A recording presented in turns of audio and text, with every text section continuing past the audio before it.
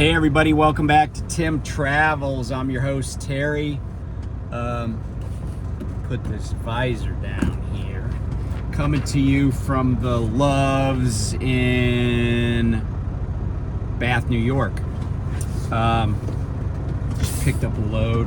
I actually did, I ran pretty hard over the weekend. I did a live the other day, but I didn't think it was that good, but I appreciate the people that watched it.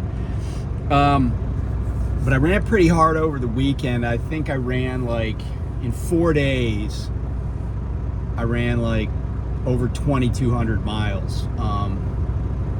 And then I went home because I couldn't pick up where I picked up today in Heartland, New York. I couldn't pick up there until Tuesday because what it is normally there's 2 loads a day out of there, 4 days a week. So there's like 4 drivers that run that, and we kind of run in pairs. But I'm not, that's the only load I'm hauling out of there this week. But I delivered in Winchester, Virginia very early Monday morning, and then I went home.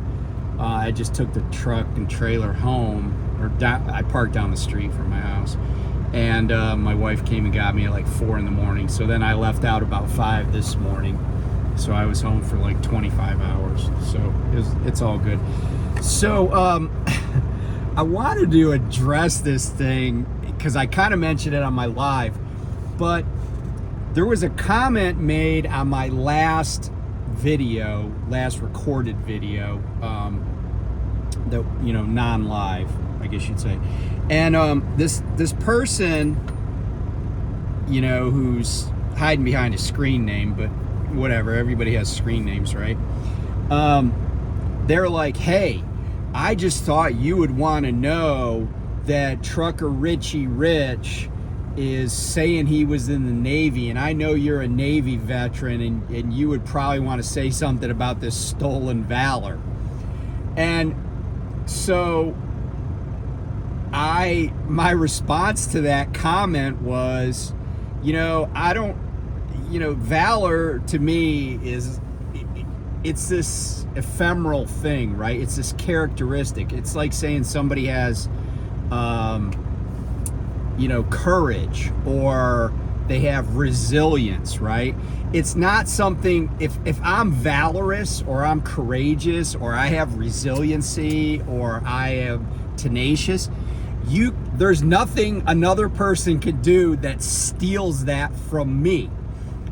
And so I responded to that, but I also texted Richie Rich, and I said, hey man, I said, did you see this? And he was like, dude, that guy's a troll. And he goes, I never said I was in the Navy. And apparently Rich was in the Army National Guard.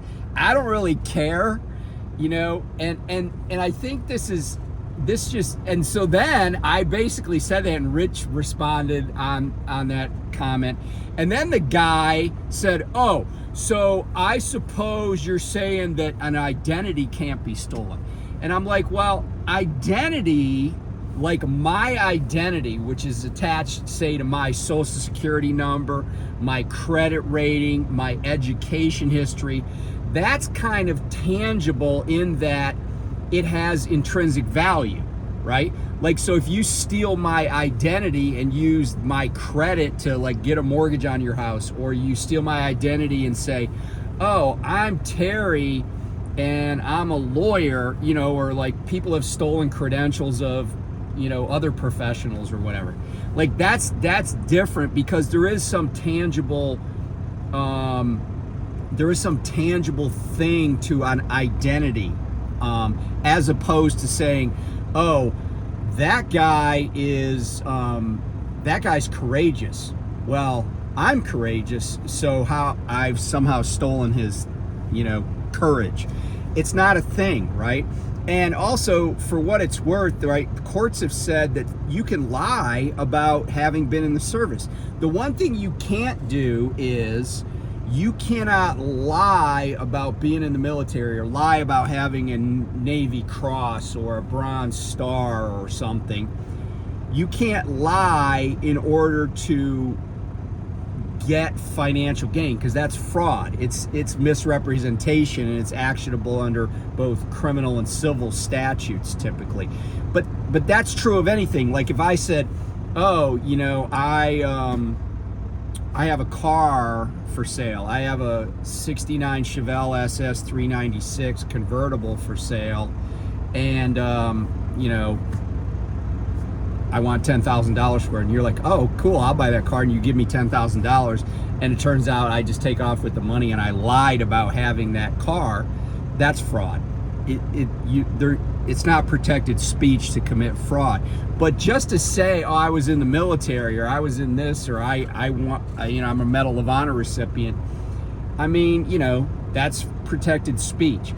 And you know, the other thing too that I've always believed is that I don't really care whether, I mean, I bring up the military only because it does inform my career in the military. What I learned and the experiences I have do inform what I think now, and how I make decisions, and my work ethic, and, you know, how I view things. But that's the only importance to probably anybody else. Now, and so then this guy kind of, you know, because he is a troll, and Rich was right about that, this guy was like, I don't even think you were in the Navy. And I'm like, you know what, dude? I don't have to prove jack shit. I don't care what you think. But furthermore, maybe I wasn't. Maybe I'm just lying about all. Maybe everybody that says they were in the military is lying. Like, and maybe like friends that I served with, they're also in on the lie. Maybe the whole U.S. military is just a sham. I don't know. But I don't really have to, I mean, I can prove it, right? Like, where's my wallet? Where's my ID? But now, I will say this about my ID, right? Like, you could fake that too, I guess. Here's my military ID. Yeah, I could fake this. Does it look like me?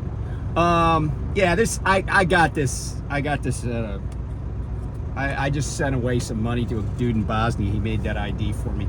I actually could show you my bank statements where I get paid. But then again, none of that could be true. But that just proves my point. Like I said to the guy, hey, if you're accusing people of not being in the military, isn't that trying to steal their valor? Right? Isn't that trying to take credit away from them? He didn't respond to that. Oh, jeez. I forgot. This is a Volvo. I can't put my arm there. But yeah, so it's just mind-boggling what people worry about. Oh, there's a Prime trailer. Well, oh, it's a Trans Am truck on the front. White Trans Am KW. There's actually a Prime flatbed next to me here. I saw this Trans Am guy pulling a Prime trailer this morning, and he was going the opposite direction. He had a black KW pulling a Prime trailer, but he had his cell phone like right up to his ear. Like he had his big fat arm in the window with his cell phone. I'm like, dude, you're not even trying.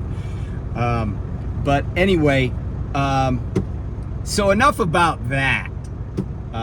Although I'm interested to hear people's comments. I just, you know, and I think this is just, I know I'm continuing to talk about this, but I think it just brings up the idea that so few people serve in the military that other people are like enamored by it. I'm like, it's not a big deal, okay? Like I have a buddy, I'm going to the Iowa at Wisconsin football game in October with this guy that's a retired Master Chief, and he and I were served together and we're friends and we're just gonna have a good time. But like, I don't think I know he doesn't think much. Like he's just like, yeah, I did this and I get this check every month and that's that, right? Like neither of us care whether somebody is impressed with that or not. It doesn't really matter.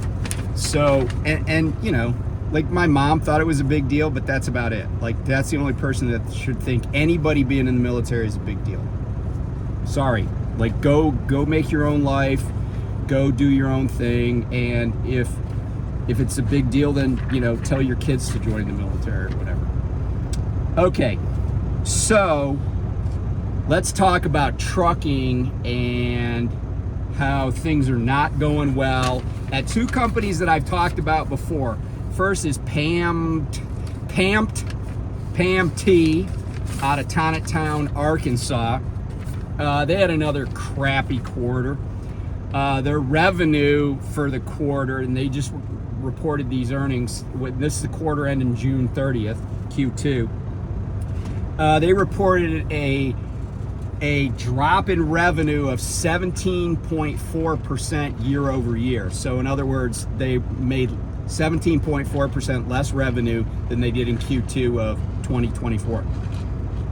They reported an operating loss of $11.1 million. That sounds like a lot of money to me. I'm not an accountant, so I don't know. But here's the number that always jumps at me, because it's just like, it's easy to understand.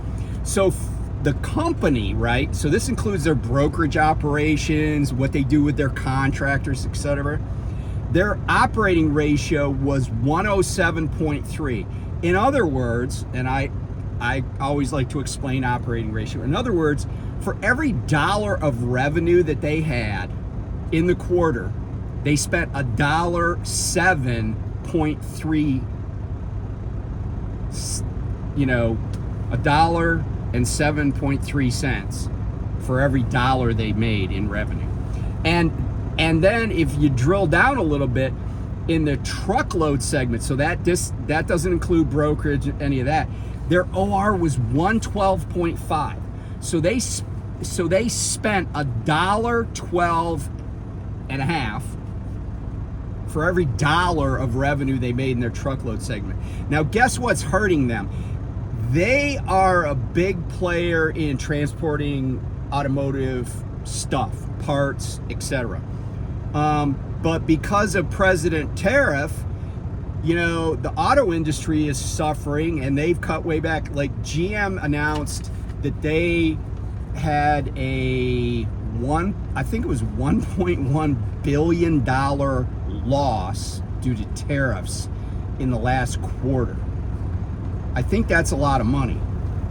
But don't quote me on that, because I'm not an accountant. And PAMT, their stock for the year to date, their stock price is down 21.79%. So you should have sold, if you own PAMT stock, you probably should have liquidated that position back in December. And they're carrying, and this is another thing, and I've said this before, debt can be the death spiral of a company. Some debt is understandable and even advantageous at times, right? You can arbitrage your debt. In other words, you're making more from investments than you're paying interest on debt. But this sounds like a lot of debt. Again, I'm not an accountant, but they're carrying I gotta think about this number. They're carrying $331.2 million worth of debt on their balance sheet, which is a $5.7 million increase from just 6 months earlier. So not only are they carrying a butt ton of debt, but it's getting bigger.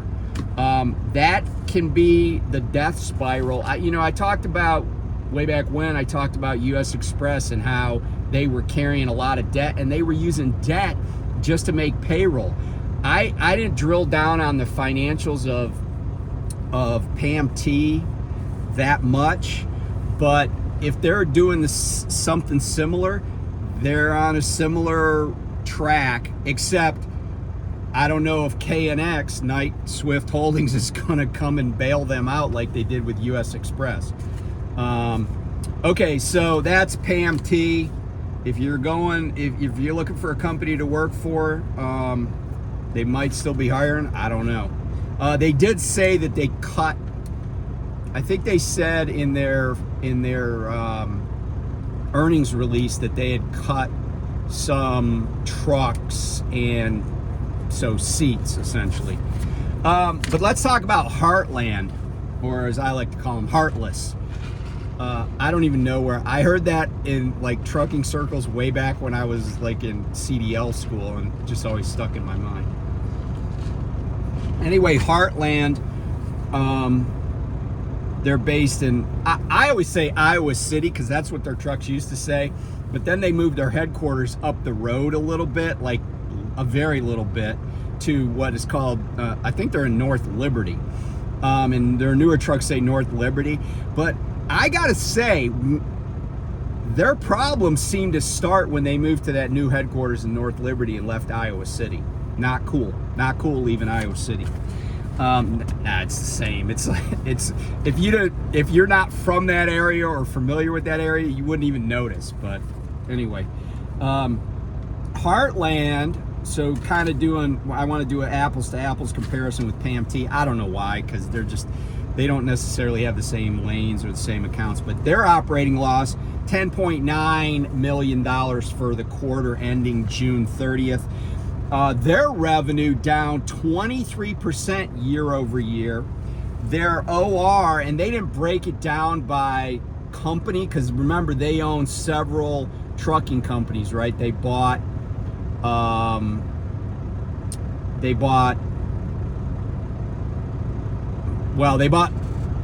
sorry, my mind went blank for a second.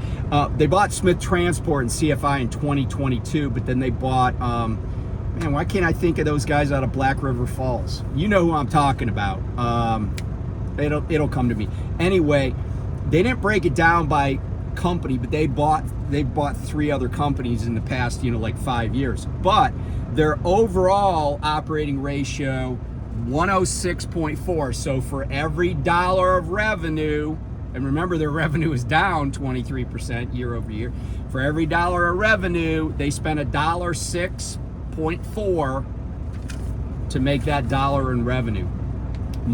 Millis Transfer is the company they bought before CFI and Smith Transport. So CFI and Smith Transport they bought in 2022. Talk about bad timing, right? Like, talk about not being able to read the tea leaves. And this is why I've often said that the best growth is organic growth. In other words, you don't grow your company by buying other companies, right? Like, that's sometimes not a great idea. Sometimes it can be, but it's better to grow it organically. And they didn't do that, and neither CFI nor Smith Transport that they bought in 2022 has been profitable. They're still not profitable for Heartland. And guess what? Heartland stock this year down 27.63%. So they're like, that's 6% more than PAMT's is. There are, sometimes companies have bad timing. Sometimes they have bad luck. Sometimes they have bad management. If you have a company that has all 3 of those, you're probably looking at a company that's not going to be around for the long haul. I don't know how much debt Heartland is carrying, but I'm sure it's substantial. I'm not an accountant, but I bet whatever that number is, somebody would tell me is large. Again, a lot of these companies, and look, when you're buying, you're a trucking company, and you're buying another trucking company. I mean, let's micro this, right? If I own a truck, one truck, and I buy another truck, if I take on debt to buy that second truck, that could be trouble for both my trucks, depending on how it's structured and all sorts of other variables.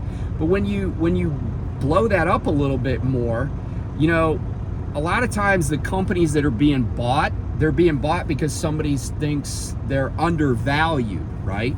They think they're undervalued. But, companies come with a lot of baggage, including debt. Now, I don't know if Smith Transport was carrying a lot of debt. They were privately held. I don't know. I don't know if CFI came with a lot of debt, because they were bought from TFI. But, you know, I mean, think about this for a second. See if I was bought by TFI, then TFI's like, yeah, we don't want it. Why would they not want it after they bought it? And then Heartland's like, oh, we'll buy it then. And, you know, this goes back to my time at Schugel, and a statement that somebody made that I was like, dude, you so don't understand how stuff works, right? So back up quite a while. So Schugel bought this company called Super Service, and I think Super Service was based in Grand Rapids, Michigan. And what they got from Super Service was a bunch of bad employees. I take it back. They got at least one bad employee because it was my driver manager. They got a bunch of ratty trailers, and Super Service had been owned by private equity, who of course sucked all the life and blood out of it and took every dime they could. And one of the DMs, not mine, but a guy that replaced him, because I basically said, get me a new DM or I'll quit. He was like, oh yeah, you know, that's Super Service. We got that for pennies on the dollar. And I was like, dude, Schugel bought that from private equity. If they got it for what they think is 2 cents on the dollar, then that means it was only worth 1 cent on the dollar. And I said, you know, like, I was just like, I was kind of mind boggled that this guy was like thinking it was a great deal. And I was like, you know, it was like kind of like at Prime, right? Like, pass the Kool-Aid.